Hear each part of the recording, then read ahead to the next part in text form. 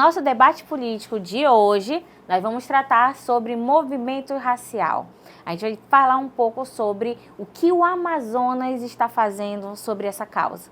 E para isso eu tenho Christian Rocha aqui conosco. Muito obrigada, Christian. Muito obrigado, é um privilégio sempre poder conversar com você.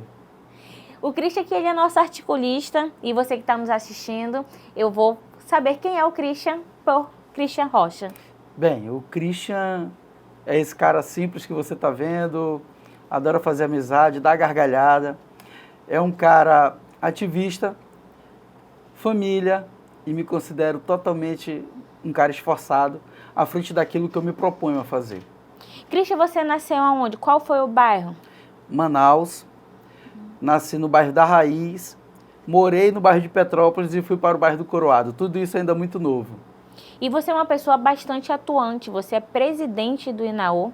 Sou presidente do Instituto Nacional Afro-Origino Amazonas, secretário nacional do próprio INAO, na direção nacional, e faço parte de outras instituições também. Eu digo que eu sou um eterno voluntário, porque estar vivo é poder fazer o bem para o próximo. Então eu quero ser esse ponto positivo na vida das pessoas. Muitas pessoas quando conversam comigo, elas não sabem que tem movimentos, né, de articulação político voltado para a luta da igualdade racial. Se a gente não fala de igualdade, a gente fala de pelo menos equidade, que é levar em consideração as diferenças. Mas nós todos temos que ter liberdade do acesso à democracia, o acesso à política e o acesso a legislações que dão amparo a cada um de nós. E aí eu sempre falo sobre o INAO, né? Sempre falo sobre você.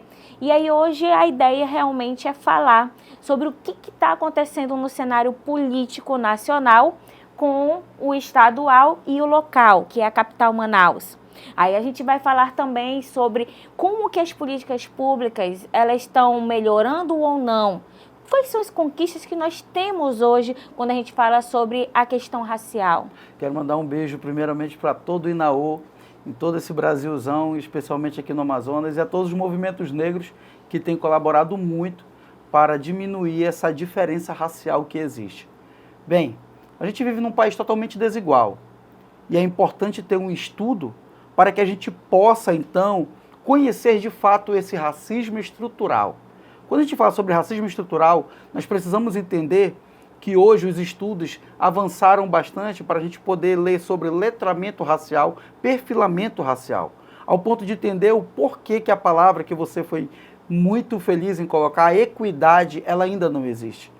Por nós vivemos em um país desigual, nós precisamos entender que o país é cheio de estatuto. Então ele é um país desigual, um país que não respeita as crianças, os idosos, as mulheres, os indígenas, os negros, enfim, ele não respeita. Por isso que existe tanto estatuto, para que ele seja cumprido. Então, quando a gente fala sobre as políticas públicas, elas precisam ter uma ótica carinhosa e totalmente compreensiva por parte dos três poderes, judiciário, legislativo e executivo.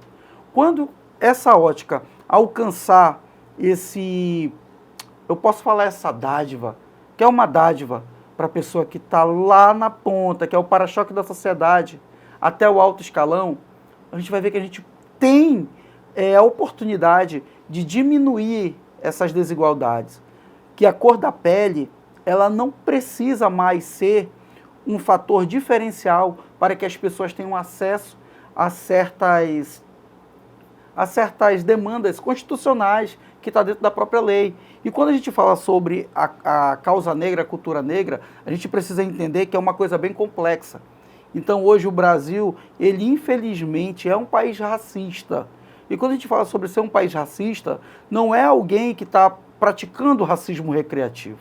Não é alguém que está simplesmente fechando a porta para uma pessoa porque ela é negra ou porque ela é da periferia.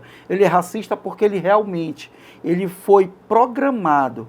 E o racismo é tão forte que ele impõe às pessoas como se comportar diante de um racismo. Só que cabe a cada um, e não é tão fácil, não ser vitimista. Porque o racismo ele é tão forte que quando uma pessoa procura os seus direitos, ela já é taxada de uma pessoa vitimista, quando na verdade ela está só procurando seus direitos.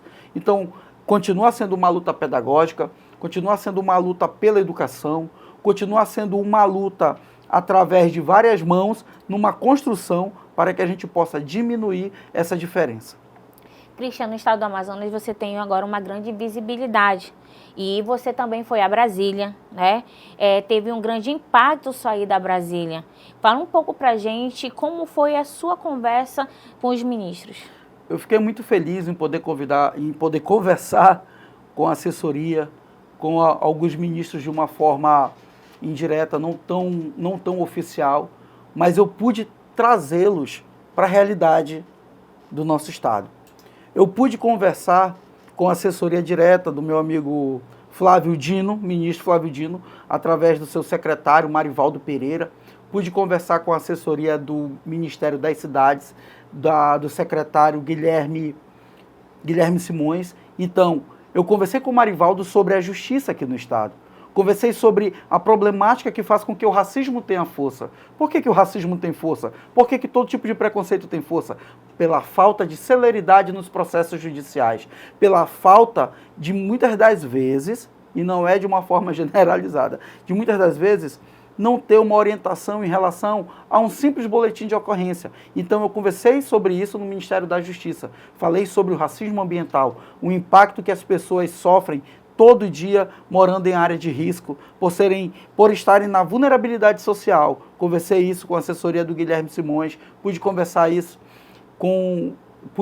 também sobre o nosso estado no Ministério da Cultura, pude conversar também com o João Jorge, fui convidado para discutir a situação do negro no Amazonas, na Embaixada do Canadá, e recebi vários convites de outras embaixadas. Fui ao Senado Federal, conversei com o líder do governo federal, senador Jacques Wagner, conversei com os nossos senadores Plínio Valério, Eduardo Braga. Então, eu fui construir pontes. Eu, apesar de estar à frente de uma causa nobre, edificante, eu não declaro uma ideologia partidária. E as pessoas perguntam, é de direita, é de esquerda? E é uma grande polêmica. Eu digo que eu sou movido por pauta. Se no meu bairro eu tenho um problema com energia elétrica, ônibus que atrasa para o trabalhador, se eu tenho um problema com saneamento básico, eu não posso abraçar uma bandeira partidária e fazer daquilo ali o meu início de uma luta, se na minha comunidade falta muita coisa. Então, eu sempre digo que eu sou movido por pautas. Então, eu posso dizer que eu consegui diminuir essa distância de Brasília por Manaus. Fui um dos que, quando chega em Brasília, pode ter a credibilidade de falar de Manaus e do Amazonas e ser atendido. Tanto que conversei com os secretários daqui da prefeitura, com quem eu tive acesso, Dr. Sérgio Fontes, Sandro Dias, o próprio Valfran Torres. Conversei com diversos secretários em relação a esse relacionamento estreito que nós precisamos ter com Brasília. Quando eu penso assim sobre a política no cenário estadual e municipal, eu vejo que, por exemplo, na Assembleia Legislativa, né, quando a gente vê no Congresso, quando a gente vê no próprio Senado, mas vamos agora local, quando eu vejo a Câmara Municipal de Manaus, eu não identifico políticos que estejam com uma pauta ou que defendem essa pauta de uma forma tão visível que é a racial. E aí quando a gente vê, por exemplo, quando a gente vê a questão da mulher, contado nos dedos as mulheres que são vereadoras, contado nos dedos as mulheres que são deputadas. E é a mesma coisa. Nós não enxergamos pessoas negras. E como é que você pensa sobre isso? E você foi homenageado, né? Fala um pouco pra gente. Eu fui o primeiro ativista da causa negra a ser homenageado com a medalha de ouro na Câmara Municipal de Manaus, através do vereador William Alemão. E eu, desde já, gostaria de mandar um abraço a todos os vereadores dos quais eu respeito e gostaria quero que eles continuem me respeitando. Mas é claro que a gente sempre tece um comentário e eu digo para você de primeira mão. Se afastou um pouquinho de mim a pretensão política. Já não me vejo mais nesse cenário. Estou falando isso para você de primeira mão. Não tenho pretensão política de vir pré-candidato a vereador, mas eu sempre oriento os meus amigos. Temos 41 vereadores. Nenhum é pela causa racial. Nenhum tem essa bandeira. A gente vê a bandeira da própria segurança pública e eu sempre afirmo isso. Não vejo necessidade, mas as pessoas veem a necessidade de ter um político pela Secretaria de Segurança Pública, polícia. Eu vejo as pessoas abraçando todas as bandeiras. E eu sinto que falta, assim, uma consciência de classe. E às vezes as pessoas falam, poxa, Christian, não tem negros, não tem mulheres, não tem pessoas pela comunidade LGBTQIPNA+, e aí eu fico assim curioso, e indígena. Aí eu fico curioso, porque é possível. As pessoas, não, Christian, é um movimento difícil. Não é difícil. Vou dar um exemplo. Hoje, se você agredir um motoqueiro, um trabalhador de app de moto, você precisa ter a consciência de que você vai enfrentar uma multidão. Mas quando uma mulher é agredida, você não vê isso. Isso é verdade. Quando você vê um homossexual sendo agredido, você não vê isso. Um negro, você também não vê isso. Porque esse racismo, esse preconceito, essa discriminação se naturalizou. Mas olha só, uma classe foi despertada. Então, eu vejo que os negros, aos poucos, eles despertaram também. Porque o que falta é uma consciência de classe, e eu dou total apoio para as pessoas que querem realmente representar uma luta, uma bandeira. Eu acompanhei agora os últimos dados do Instituto Geográfico, né, Brasileiro Geográfico de Estatística, o IBGE, e ele vai apontar justamente que ainda é maior, predominante o número de pessoas que se consideram, né, também brancas, pardas, negras, indígenas. E aí isso é uma questão de autodeclaração, isso dá um grande conflito, porque as pessoas se colocam, na maioria das vezes, como pardas, e elas são negras. E aí, ou então são brancas e se colocam como negras. E aí a gente vai falar agora sobre cotas. E você tem essa expertise, né? Você é um militante. Eu gostaria que você falasse e explicasse para as pessoas um pouco sobre isso, principalmente para o entendimento se você é contra ou você defende as cotas. Amazonas, né? Você falou sobre o nosso querido IBGE, Amazonas. Até 2007, 2008, as pessoas se declaravam morenas, que é um recorte que nem existe, mas as pessoas se declaravam morenas. E admitir a morenice é negar a negritude. Então não tem como o próprio governo federal trabalhar dentro, em cima de uma estatística, onde ele olha e diz, não, mas aqui não tem negro, porque os negros aqui são os morenos. Então, tanto que até hoje no nosso estado, pessoas negras se declaram morenas, entendeu? E isso atrapalha bastante. Mas tudo isso é uma falta de um investimento na própria educação, no conhecimento. Então, nós estamos sempre discutindo isso nas salas de aula, nas escolas, nas universidades, sem impor, mas levando as pessoas a uma reflexão. Então, eu sou totalmente a favor das cotas. E digo para você o porquê. O Brasil, ele soube indenizar todas as pessoas, todas as origens que você possa imaginar. E principalmente europeus. O Brasil indenizou. Nós tivemos a cota do boi aqui, que era uma cota para filho de rico, para gente rica. E o Brasil não reclamou. Só que o Brasil, ele já vem, historicamente, fazendo com que o negro não tivesse acesso à cultura. O samba era marginalizado. O nosso país já teve pena de morte para negros. O negro já foi proibido de adquirir terras. O negro foi proibido de estudar. Então, quando a gente se depara hoje com essas políticas públicas, que não é demanda de agora, é uma demanda da década de 30, 40, 50, de 30, 40, 50, 60, são demandas históricas. A lei do racismo é da década de 80. Então, você vê o atraso que nós temos em colocar as políticas públicas. Hoje eu vejo um grande avanço. E aí nós precisamos entender que o negro é o primeiro a entrar no mercado de trabalho e o último a sair. Então a gente precisa entender que a meritocracia hoje é uma falácia. E quando a gente olha para a nossa Constituição e diz que todos têm direito e acesso à educação e tal, a gente precisa entender que as cotas ela entram ali. Então a gente tenta pegar de uma forma bem mais simplista, bem mais objetiva e explicar para a população que as cotas é um benefício para aqueles que sonham em estudar e terminar os seus estudos no ensino superior. Não é só porque o filho da empregada vai estudar com o filho do patrão na mesma faculdade. Não é só isso. Agora, é importante, sim, que as pessoas vejam que é preciso existir uma manutenção além das cotas. Você vê que as cotas ela é tão positiva que aqui no nosso estado, pessoas tentaram burlar, fraudaram as cotas. Elas não faziam parte desse perfilamento racial. E aí a gente vai para a política e vê que as pessoas se declararam negras para fazer parte de uma cota, de uma conquista dos movimentos negros. E hoje existe uma matéria, que é a Lei da África, a Lei 10.639, que fala sobre a inclusão da história da África, do negro, e está demonizada por justamente a falta de estudo, a ignorância e a falta de conhecimento das pessoas em relação à causa racial. Ela tem gerado mal-estar. O racismo, ele atrapalha, ele atrasa, ele destrói sonhos. Pessoas têm... a gente hoje discute o racismo desde a primeira infância.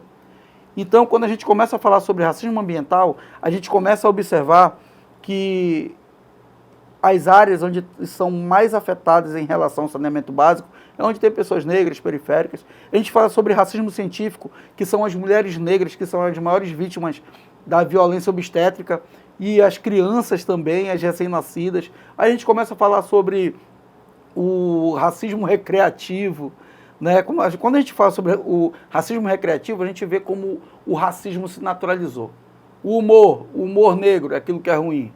O vendedor que trabalha no mercado negro é o camarada que é camelô. É a lista negra das pessoas que fazem alguma coisa de errado. Então você pode ver que associaram a cor negra a tudo que é ruim. Então marginalizaram a comunidade negra, ao ponto do negro hoje estar parado e ser um suspeito em potencial em assalto. E a gente até leva isso para as pessoas entenderem que quando o negro está correndo, ele é um suspeito. E quando o não negro está correndo, ele é um atleta.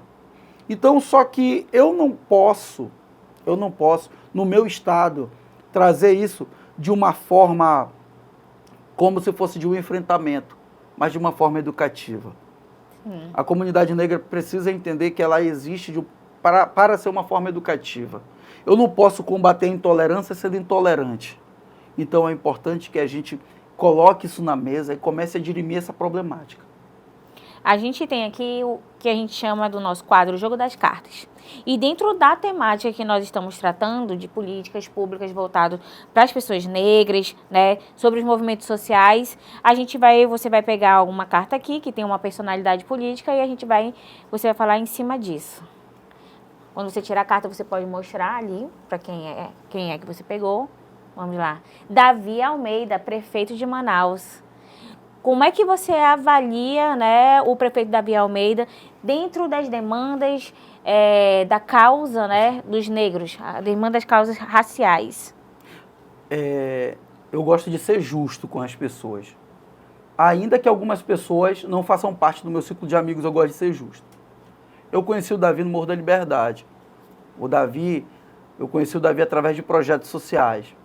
O Davi, por várias vezes, chegou a fazer doações para o terreiro da Mãe Zumira.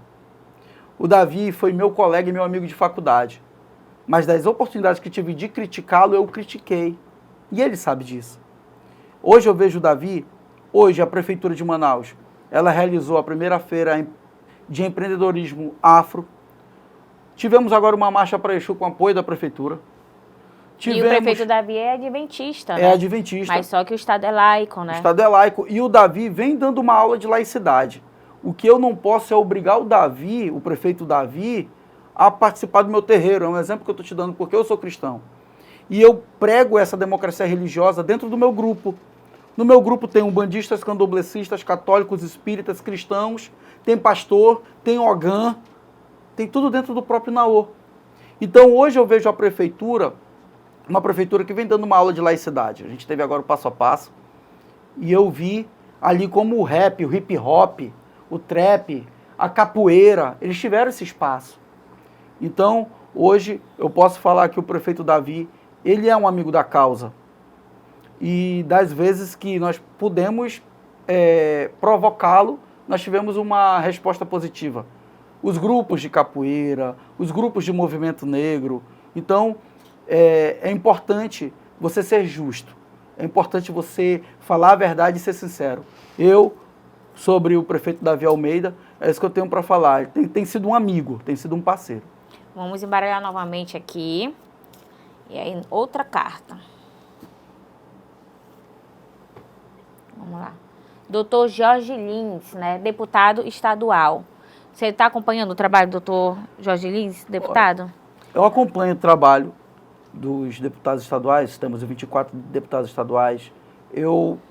Agora, do doutor Jorge Lins, ele é novo, vem de uma família que já faz parte da política. Eu vejo que ainda tem muito para crescer, ainda tem muito para apresentar, mas é importante que os nossos novos políticos, eles saibam que existem matérias mais importantes do que... Não estou falando que Geraldo Alckmin não merece uma homenagem, mas eu acho que os nossos políticos precisam estar mais afinco nas demandas que são da comunidade de uma forma em geral. São 62 municípios, é uma responsabilidade muito grande. Então, nós ainda não temos um ano, mas é importante que eles tenham esse preparo e esse respeito para com o estado do Amazonas. Baralhando novamente aqui as cartas. Vamos lá, pode tirar. Quem é? Quem é? Plínio Valério. Plínio Valério, bora mostrar aqui. E aí? Fale sobre Plínio Valério, senador. Plínio Valério também é um amigo, é meu amigo particular. E o Plínio Valério hoje, ele nos trouxe uma conquista histórica. Hoje nós realizamos o projeto Igualdade e Respeito.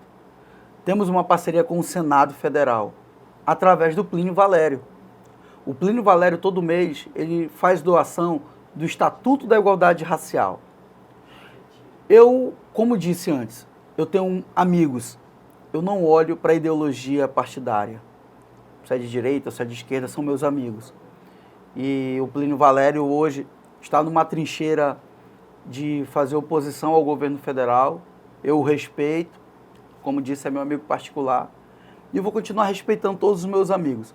Não vou julgá-los pelas bandeiras partidárias. Eu vou julgá-los a partir do momento que eles se tornarem racistas. Aí eu vou começar a julgá-los.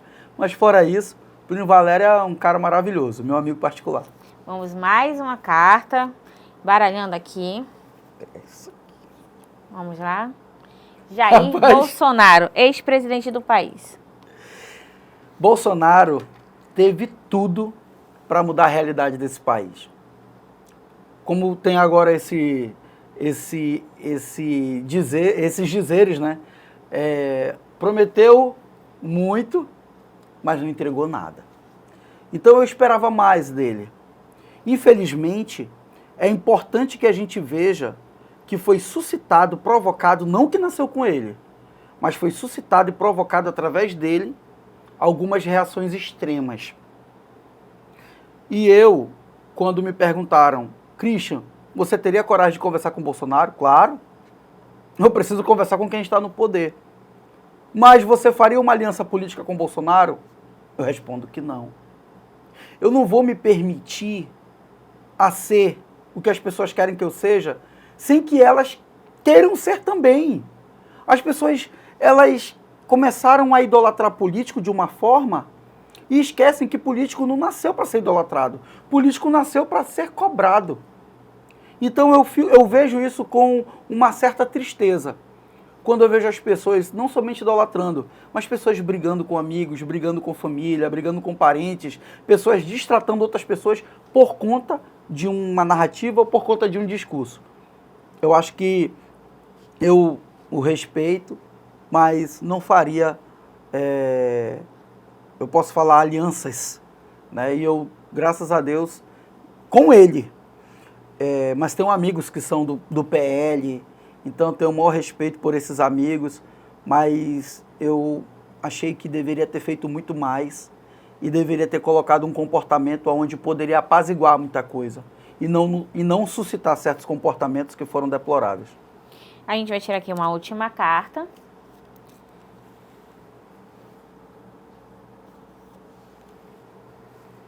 Amon Mandel. Como que você avalia o Amon, né, recente na política? Não tão recente, né, porque já ganhou para vereador, Agora está como deputado federal. Como você avalia a sessão do Amon Mondel? A gente consegue hoje perceber essa convulsão social em relação ao Amon. Uma oportunidade que eu tive, mandei uma mensagem para ele ainda era vereador, em relação a algumas posturas. Eu torço para que ele cresça. Eu não gosto de comentar muito certos comportamentos que eu acho que deveria ser de um deputado federal e não de um vereador. Eu acho que o Amon tem tudo para crescer, dependendo da sua assessoria, mas eu acho que falta muito ainda. Como deputado federal, eu vejo que os buracos da cidade não são assim, de uma certa forma, como se fosse para ser levantada uma bandeira. A gente tem agora aí, temos 62 municípios. Eu acho que essa ótica deveria ser bem mais ampla e não tenho nada contra ele, nem pessoalmente, mas politicamente eu acho que ainda falta se encontrar, porque discursos por discursos sem prática, eu costumo nem muito avaliar ou observar sobre isso, mas eu torço para que ele encontre um caminho como parlamentar e ele possa ter um sucesso como parlamentar, porque suscitar discurso e narrativa nas pessoas sem mostrar trabalho, eu fico vendo assim que é mais um meio de fazer com que as pessoas acreditem que o político ele só vive de discurso. Ele não vive só de discurso, ele tem que viver de trabalho. Agora a gente vai fazer um bate-volta. Um ícone negro. Do Brasil ou fora? Desculpa. Quem você quiser. Thomas Sankara. Thomas Sankara. Um livro de cabeceira. Augusto Cury, Sonhos.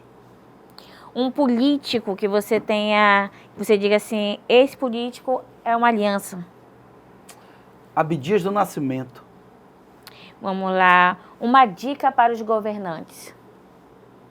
Ter uma ótica mais humana. Uma aposta na política. Uma aposta na política hoje, Ariane Campelo, Carla Carvalho, essas duas pessoas hoje bem mais próximas a mim.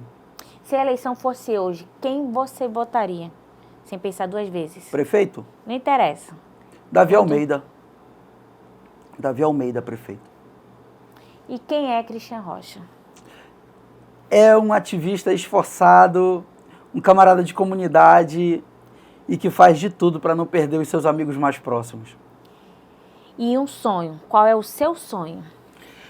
O meu sonho é que as pessoas em vulnerabilidade social tivessem mais oportunidade. Christian, a gente vai finalizando aqui o nosso debate político e eu quero deixar essa câmera para você. E nessa câmera eu gostaria que você falasse uma frase, que você finalizasse e deixasse uma mensagem sobre o nosso debate político.